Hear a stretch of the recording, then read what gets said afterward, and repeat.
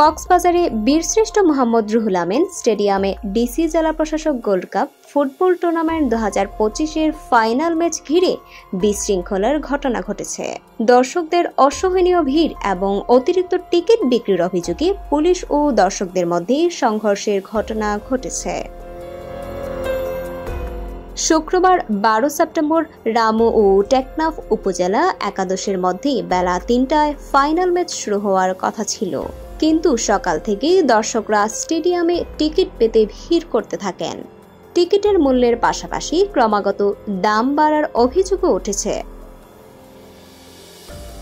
স্টেডিয়ামের ধারণ ক্ষমতা 5,000 হলেও অভিযোগ রয়েছে 30,000-এর বেশি টিকিট বিক্রি করা হয়েছে। ফলে দর্শকরা বসার জায়গা না পেয়ে গ্যালারির গেট ভেঙে মাঠে ঢুকে পুরো খেলা পরিবেশ অশান্তিতে পরিণত হয়।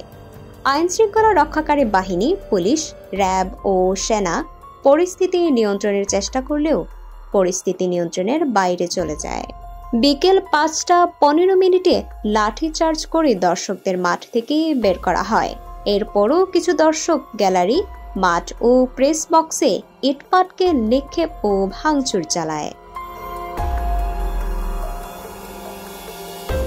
অগ্নিসংযোগের ঘটনা ঘটেছে। এ কারণে ফাইনাল খেলা স্থগিত রাখার ঘোষণা আসে।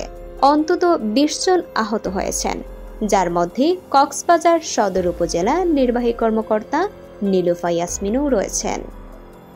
এই বিশৃঙ্খলার কারণে কক্সবাজারের ফুটবল প্রেমীদের মধ্যে ব্যাপক হতাশা ছড়িয়েছে।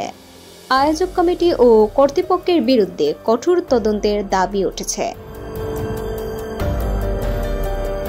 এই ধরনের গুরুত্বপূর্ণ আপডেট পেতে আমাদের সঙ্গে থাকুন। বিজিএন টিভি 24, সংবাদ যেখানে, বিশ্বস্ততা সেখানে।